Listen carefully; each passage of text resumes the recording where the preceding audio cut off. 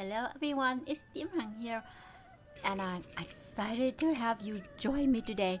We are diving into a delightful tempura recipe, a classic Japanese recipe with carrots. They are super crunchy and absolutely delicious.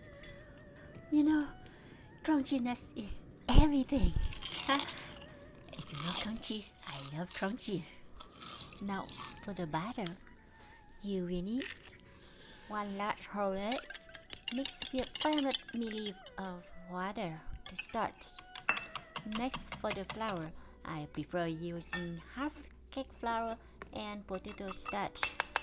As the potato starch helps create a lighter texture, but you can also use cornstarch if you like to sift the flour to ensure a smooth consistency. In a mixing bowl, combine 200 ml of egg and water mixture.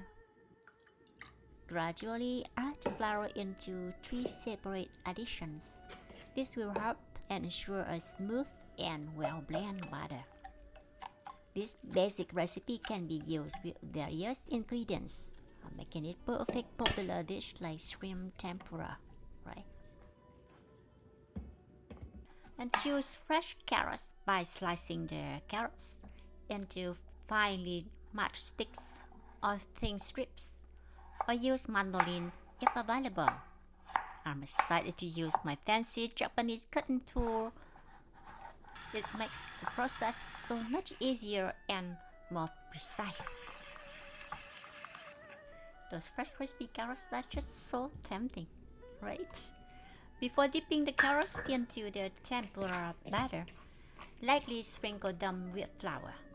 I prefer to add the seasoning after frying, so we skip it for now.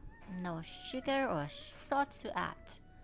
The 2 key factors for perfecting tempura are properly mixing the batter and ensuring the right oil temperature.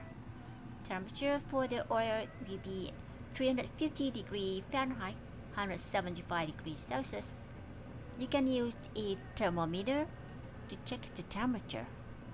If you don't have the thermometer, you can test the oil with a small piece of batter.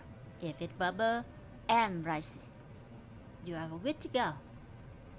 Avoid overcrowding the pot while frying the carrots to prevent the carrots from clumping together. Spread them out as soon as they hit the oil. Let them cook for a few minutes. When they are cooked, use a chopstick or a spoon to gather them into a pile. Allow them to continue frying for another few minutes to golden and crispy, then lift them out of the pot. After they are sprinkled with salt, serve them hot with either with ponzu sauce or just on their own like carrot fries. After frying a few batches, the batter becomes thicker. Simple, add more egg and water mixture to loosen it up. By following these tips and techniques, you can create delicious and crispy carrot tempura.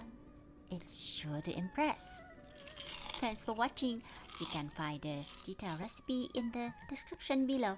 See you next time. Bye.